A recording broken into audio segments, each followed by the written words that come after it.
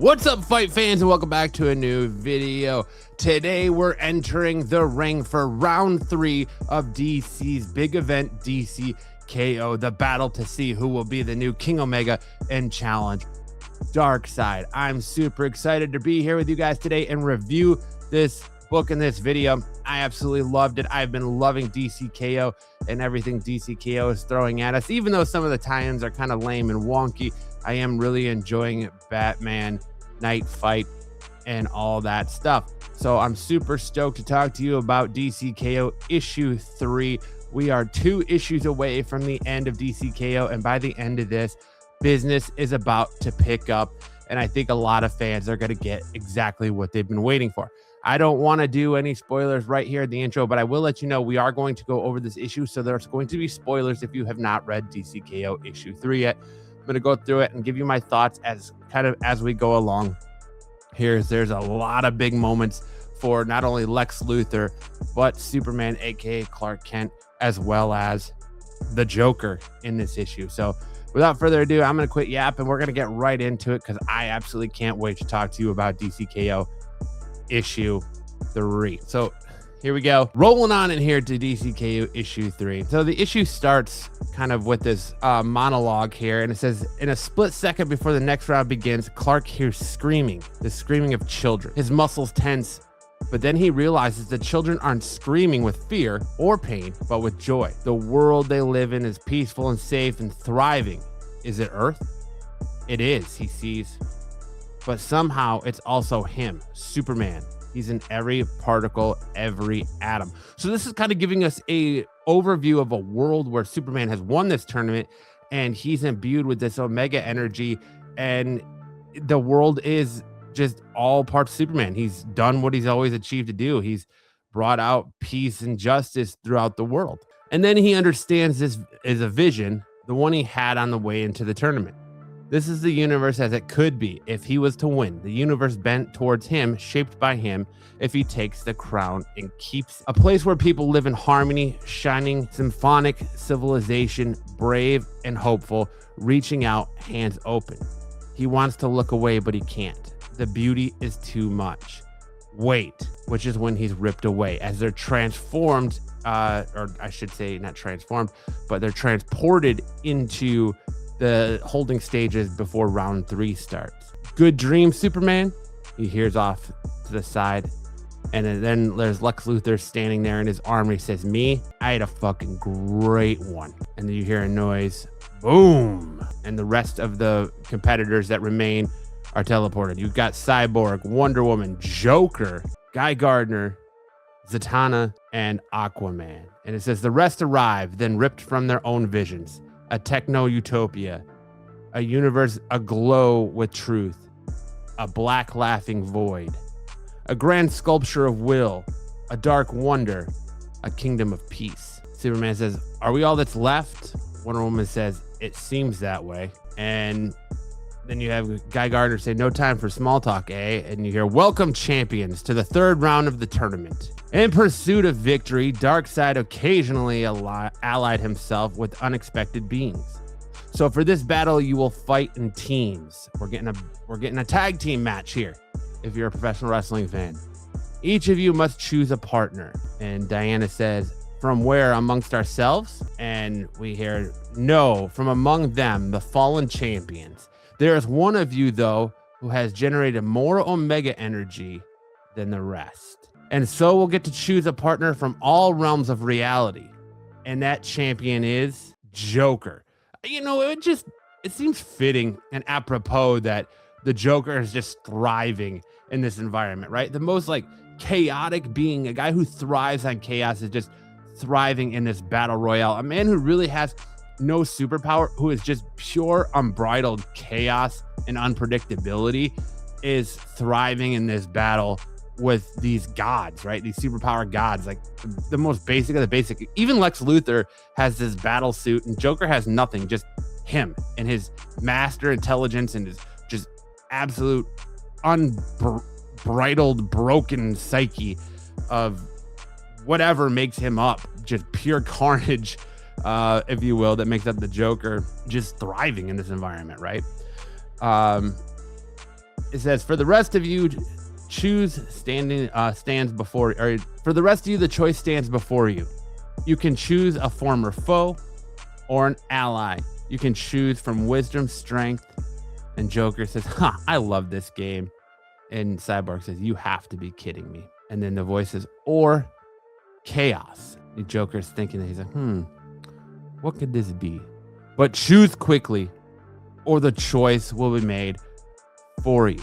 And here's when I start to think, okay, this is where Batman comes back in, right? We know from the last issue of DC KO Night Fight that Batman's trying to get into the tournament again, and that the Heart of Apokolips tells him that if you can beat me, you'll be brought back into the tournament. I'll take you back to the tournament.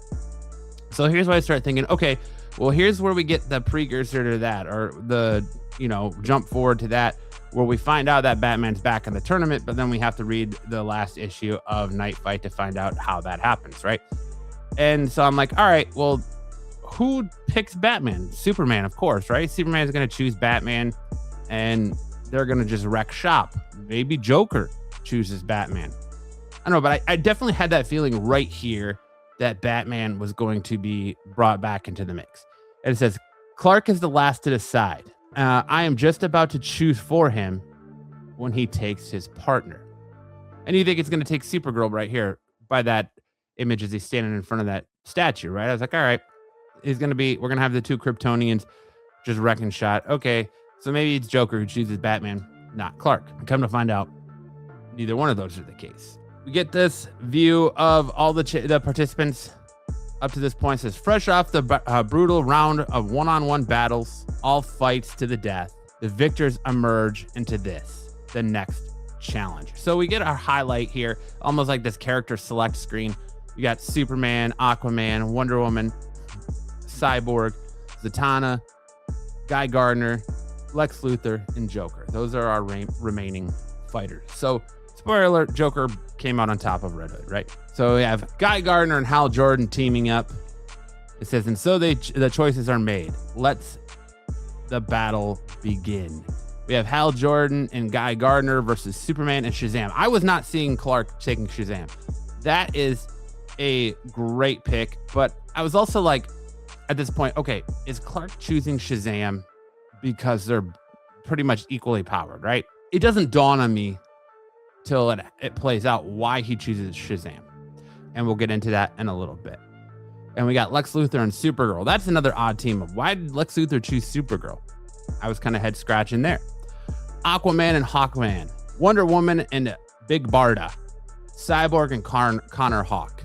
Zatanna and John Constantine. I feel like that's like the most like partnerish that makes sense, the most team up that makes sense. That's like if you're a WWE fan or professional wrestling fan, like that is like the made for tag team right there. A lot of these are like your typical just two professional wrestlers joining together to be a tag team.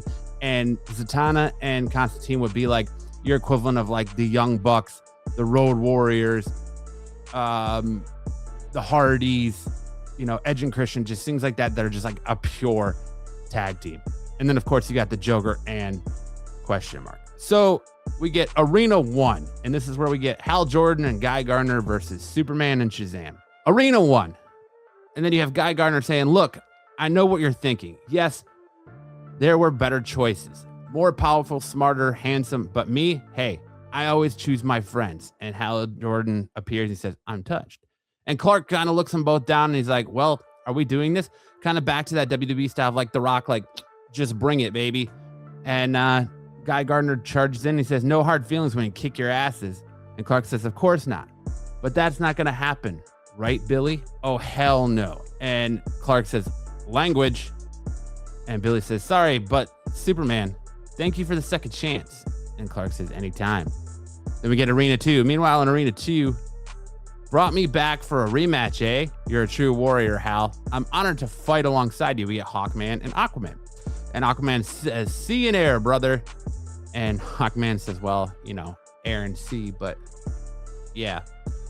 And Lex Luthor says, how sweet. Says, all right, Kryptonian. And Supergirl's kind of giving him a side eye a little bit, right? And here's where there's a lot of professional wrestling written into this. Like, I wonder if Scott Snyder is a professional wrestling fan or if he really studied. professional wrestling, because there's a lot of psyche of professional wrestling that goes into this issue. Because here we go, we're about to have the heel turn, right? The classic Shawn Michaels to Marty Jannetty heel turn, right? And she side eyes Lex Luthor, and Lex Luthor gets punched, and she says, "You seriously thought I'd fight alongside you?" So as Aquaman and Hawkman start to approach, Lex is kind of down, and Supergirl starts screaming, "Well, I want a new team up. How about it, Arthur, Carter, all of us against this piece of shit?" And Hawkman says, "Now you're talking." And we jump to Arena 3, where we have Big Bertha and Wonder Woman. And Bertha says, "Let us unleash the fury of the gods on these mortals." And they fist bump, and Wonder Woman just says, "Sister." And then you get the two Teen Titans, Cyborg and Connor Hawk, hugging. And Connor says, "Thanks for the shot, pal." And Cyborg says, "You're one of the deadliest fighters in the world, Connor. And that's and now that I've just infused you with nano enhancements, they won't know what hit them." And the two teams start charging at each other. Then we get to the interesting part, right? And finally, in Arena 4, we have Constantine and Zatanna and the Joker and his mystery partner. And Constantine says, "Hell of a date you bring me on, love." And Zatanna says, "Eyes on the prize, John." And she points at the Joker and screams, "Well, Joker, did you make your choice?" And Joker just kind of shrugs playfully and says, "Oh, well, you know me, I just love to laugh. So I figured, why not pick someone?" And here we go. He picked a Batman, yes, but it's not the Batman I thought it was going to be. It's not our traditional Bruce Wayne.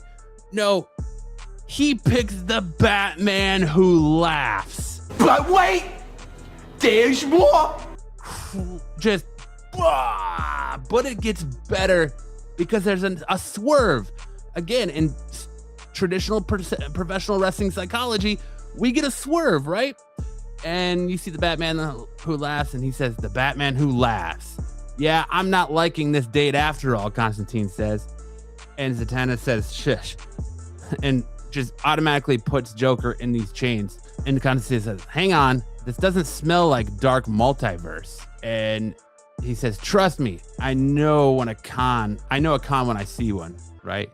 And Joker just laughs, and he's, "The jig's up, old friend." And the Joker, or the Batman who laughs, says, "Looks on their faces."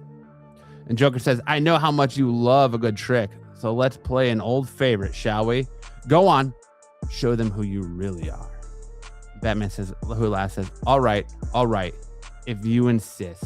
And he snaps his fingers, and it says, "So kids, what's better than a king? An emperor. Emperor Joker, that is. That's what I call 5D chess." His actual partner turns out to be Mr. Mixapixelix. Mr. Pixelix, say that 5 times fast, is a mischievous, near omnipotent imp from the 5th dimension in DC Comics. He's most famous as a recurring Superman villain, though he's less evil mastermind and more chaotic prankster. Think of him as being able to rewrite physics, transform people, alternate time, and reshape a universe on a whim. So think of it like if you're reading a comic and you take a Sharpie and you start drawing over that comic and adding stuff to it or changing it, you're changing a reality, right? In that comic book. And that's kind of what Mr. Mixapixelix does, is he can rewrite reality on all dimensional planes, right? Which makes him really like a great formidable foe for Superman, because he pretty much can do or, win in any way, shape, or form that he wants. Everything's at his disposal. Nothing's off limits. And the only way to beat him is to say or spell his name backwards. So then he'll be banished back to that 5th dimension. So Superman can't beat him with strength. He can only really do it with intelligence and cleverness, right? So it makes him really a formidable foe in this aspect. So he really is a metaphor for the comic creator or reader themselves, right? Because he's able to change reality just because it's entertaining. Kind of what we do as readers, or what the creative teams do as creators, right? So Joker chooses Mr. Mixapixelix, and we get into the craziness. And Wonder Woman's like, Mr. Apokolips? And Joker says, now that's funny. Come on, not one laugh? Fine, I'll laugh for you. And abracablam! And he just shoots a giant ha at them, right? And then we jump back to Diana with Barda fighting, and Diana hits her with the lasso of truth and says, Barda, hold on, and flings her. And Connor says, did Wonder Woman just throw a new god at us? And Barda says, she did, as she lands an attack. And he says, I appreciate you picking me as your partner, Cyborg, but why not pick someone stronger or with magic? And Cyborg says, I'll show you. So everyone who's chose someone did it for a strategical reason, right? And so he says, what are you doing? And Cyborg says, like I said, you're one of the deadliest fighters in the world, but I picked you because of how you're deadly. The style of your fighting you studied at ashrams, it's all about human impulse and unpredictability, right? Surprise perfect for going up against a traditional warrior. And once I scan your skills and absorb them, I can fight just like you. And so they start charging into battle. And he says, with your enhancements, I'm as strong and as fast as you are. And he says, Twin Titans. Exactly. Now let's win this thing. And they start fighting Barda and Wonder Woman. Then we cut back to Joker and Constantine and Zatanna. And Joker says, don't you get it? I'm trying to help you both. Magic is supposed to be fun. I just want to see you smile. And Zatanna says, John, those are constructs. I feel it too. Z, they're like some kind of bloody visual neurotoxin. And Zatanna says, exactly. Just keep your eyes on him, John. And you hear he off panel. And Joker got him. And she says, John. And he says, sorry, love. I just thought of something really funny. And Constantine's now been Jokerized, right? And Zatanna says, no, John, keep control, John. We cut back to, again, Cyborg. So we're kind of jumping all over the place in this tag team battle royale here. And Cyborg says, not bad for a mere mortals, eh? And Barda says, and Wonder Woman screams, Barda, punch me as hard as you can. And she's like, I thought we were on the same team. And Wonder Woman screams, just do it. And she says, all right, Diana, but this is going to hurt. And she launches it like this Roman Reigns-esque Superman punch at Wonder Woman. And we get the gauntlets were forged from the ages. They don't just deflect blows, they amplify them. The blast could shake the heavens, or in this case, hell. And we get this giant explosion. And Diana and Barda are standing and Barda says to Diana, was this why you chose me, Diana? My strength? And Wonder Woman says, no, you were trained in the fire pits of Apokolips. You know the way of the war there. And Wonder Woman says, I need you to tell me everything you know about the Heart of Apokolips now. And Joker says, this has been fun, kiddos, but it's time for the curtain to fall on your act. As we're jumping back now to Zatanna versus Joker. And Joker says, cool on the Saddam. And Zatanna says, John, I can't turn away. No. And she starts to laugh. He. And the ha's start as Joker takes out Zatanna. And he looks at Mr. Apokolips and he says, I did what you asked, clown. I lived up to my end of the bargain. Now send me home. And Joker sighs and says, fine. And says his name backwards, releasing him back to the fifth dimension.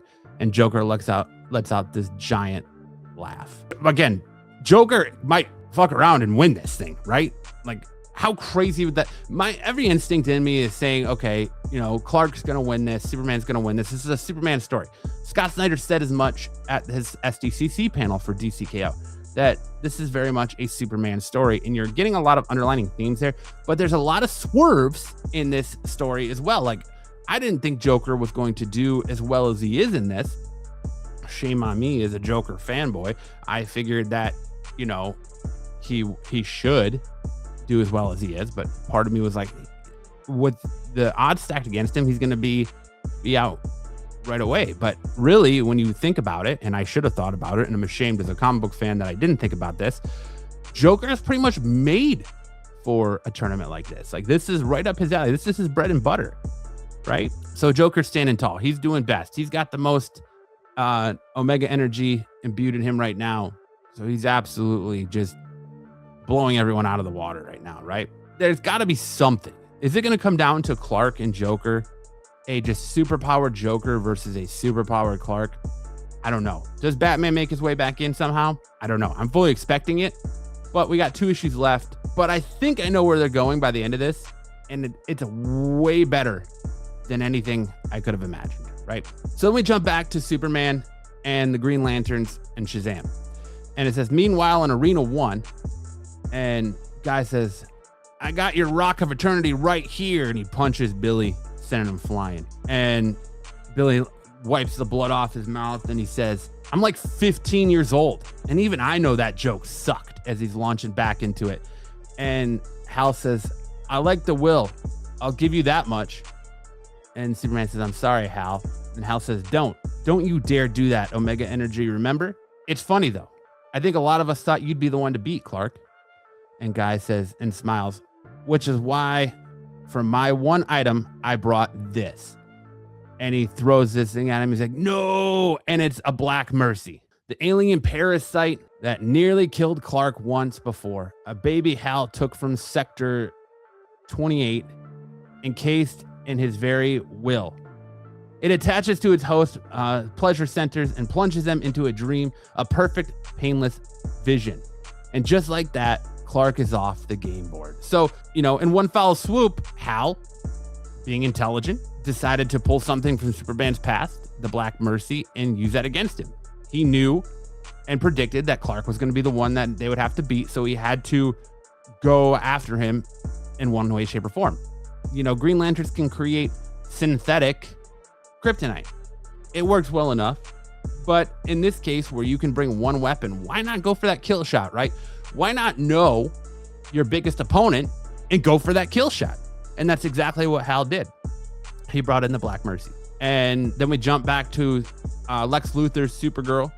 And it says, across the way, as Supergirl's beating down Lex, it says, why in your wildest dreams did you think I'd side with you? And Lex kind of gets up and smiles and wipes the blood off his face and says, because of this.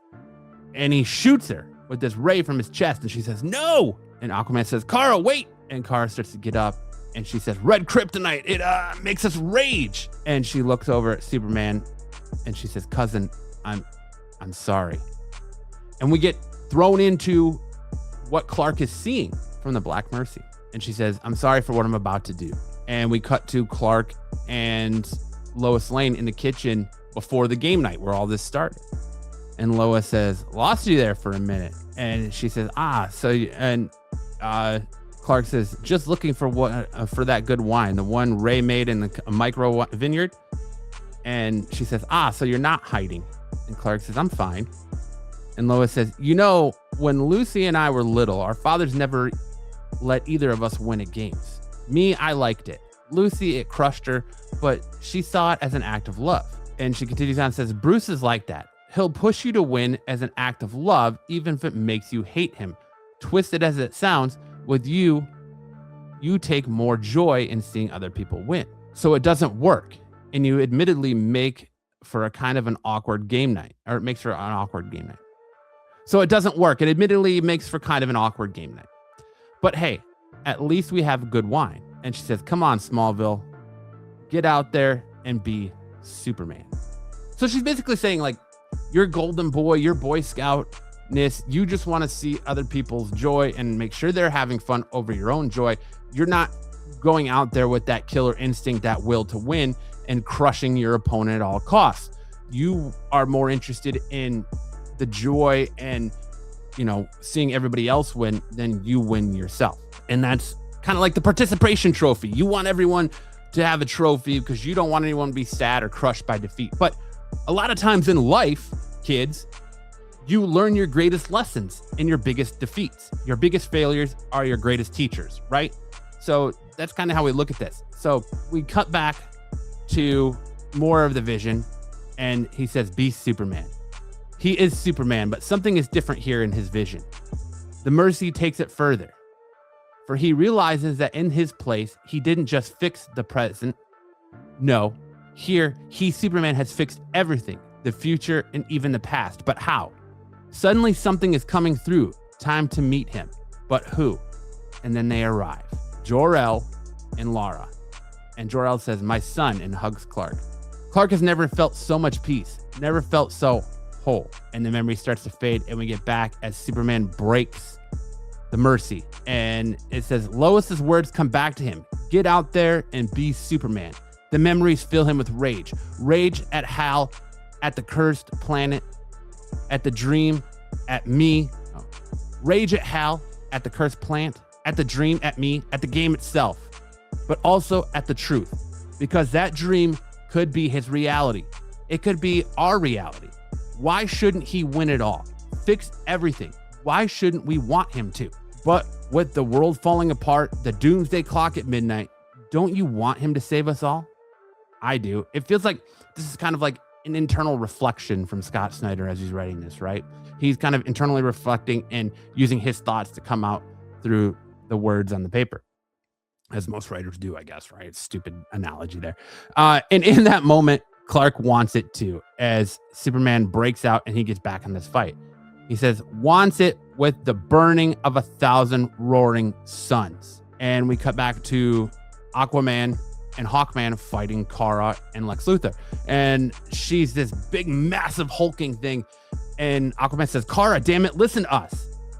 And just kind of standing there smug, out of the way now that he doesn't have to do anything. He's just letting Kara do everything. Lex Luthor says, I'm afraid that's not going to happen. And he says, I spliced red kryptonite with silver to heighten delusions, added a speck of black to cause violent disassociation, and voila, designer K. And so man held domination over air and sea, as she is just absolutely wrecking Aquaman and Hawkman right now. And then we get, meanwhile, back with Superman and the Green Lanterns and Billy Batson. Superman walks over to Billy and says, Billy, I'm sorry I brought you into this. And Billy says, don't be sorry. Like I said, you gave me a second chance. That's who you are. And we get this internal reflection. Is it though? He told himself he chose Billy to give the boy a second chance. But was there another reason? There was, and he knows it. And I didn't see this coming. I'll admit, I did not see this coming, because when he first selected Billy, like I said, I thought it was just because, okay, you know, Kara's the easy choice. I expected it to be Batman. It wasn't. He chose Billy, and Billy is very much, when he's Shazam out, on equal footing with Superman in a lot of ways, right? So he said, behind him, Hal and Guy are getting to their feet. They're about to use their rings to craft green kryptonite, synthetic, an old trick, but effective enough. Clark can sense it. Billy, I also chose you because of what you can do with your powers for others. Completely forgot. I didn't forget, because you know that Billy gives his powers to his family, right? The Marvel family, and creates the other Shazams. But it didn't dawn on me that this is where this was going until this point. And I kind of feel like I should have saw this coming the minute he picked Billy, but I didn't. It didn't dawn on me until this point. He says, the boy realizes what Clark meant, smiles, and says the words Shazam. And Guy says, Lord, someone turned down the powers? And Clark says, how about we turn it way up? Right? Power. Clark crackles with it. Billy Batson is the one of the few heroes who can share his powers with others, as he has done with his Marvel family. Solomon's wisdom, Hercules' strength, Atlas's stamina, Zeus's power, Achilles' courage, and Mercy's speed. Shazam. Power of the gods spells out Shazam. All added to Clark's own power, Darkseid chose allies who could help him win. And that's exactly what Superman did. Superman is now thinking a lot like Darkseid in this, right? Two sides are, two sides to the equal coin, I guess, or however that phrase goes, right? And they're all just standing there in awe. And Superman readies and rushes in. And it says he takes them out in seconds. But as he does, he wonders, what is this place? Am I getting to him, the dark, twisted heart of Apokolips? The way I seem to get to Captain Atom? He says, this moment Clark doesn't know, but it feels damn good to win. We cut back to the game night. He says, there you are. We thought you quit. And Clark says, you wish, Bruce. And you hear KO as Superman takes out the Green Lanterns. And across the way, he sees Lex 1-2. But there's something in Lex's look. Something Clark isn't sure he's ever seen in those eyes before. Admiration. And the announcer voice comes over and says, round 3 is over. Congratulations. Only you 4 champions remain. Time for round 4. And Clark says, round 4? Here now? But yes, now, but not here. Boom, they're all transported to a new plane of existence. And says the penultimate round will take place here on a world that belongs to the King Omega dark side. They're going to the absolute universe, right? They are in the absolute universe. And Joker says, nice. So the next round takes place on Apokolips, eh? My kind of place. And Lex Luthor says, no, you idiot. This isn't Apokolips. And Superman says, Lex is right. This is Earth. But how? We were still fighting. And the voice says, seems you ran out of time, Diana. So yes, this is your Earth, but you are no longer its champions. They are. And we're getting our first face-to-face stare down of the absolute Wonder Woman, Superman, and Batman with Darkseid Booster Gold, as we know. And we're about to get a showdown 4v4. Joker, Lex Luthor, Superman, and Wonder Woman versus Absolute Batman, Absolute Wonder Woman, Absolute Superman, and Darkseid Booster Gold. We're getting two different versions of himself facing off. I'm absolutely intrigued by the thought of Absolute Batman versus our main storyline Joker. We are seeing Absolute Bruce Wayne take on his version of Joker, a Joker that is nothing like the normal Joker we're used to, right? So it's going to be interesting to see this absolute version of Batman taking on our more traditional Joker and see how this Joker handles a Batman whose morals aren't necessarily the same as the Batman he's used to fighting. It's going to be interesting with that. I'm going to be interested to see this version of Lex Luthor take on the absolute version of Superman. I'm going to be interested to see just kind of how all this plays out. There's so many possibilities here, right? We get the giant swerve that most professional wrestling fans are used to, right? In this book. I'm not joking when I tell you this issue is just so imbued with professional wrestling and professional wrestling anecdotes. I absolutely loved it. I'm absolutely loving DCKO. I can't wait for issue 4. I can't wait for issue 5. I'm so here for it. This has been such a great event. I'm so hoping that Scott Snyder is able to stick the landing. And I think I'm getting to this point even more intrigued where we go in the absolute universe after all this and how the way these heroes are being depicted in the absolute universe, how we get to this point. And I'm interested to see what comes out of the DC universe after this event and how it's remade after this event and really see who wins. Is Superman going to be actually win? Are we being swerved? Could the Joker potentially win? Could Lex Luthor come out on top? Could Darkseid reign supreme? Who knows? All I know is I'm absolutely here for it. I'm absolutely loving DCKO, and I can't wait for the next issue. Let me know in the comment section below what you think of DCKO. Let me know what you think is going to happen with these final 4v4 matchups here that we're getting out of this, where we have our main universe versus the absolute universe finally coming to a head in issue 4. I'm looking forward to that. I hope you are. Also, thank you so much for watching this video. I hope you guys are enjoying DCKO. Have a great day, and we'll see you around the spinner rack.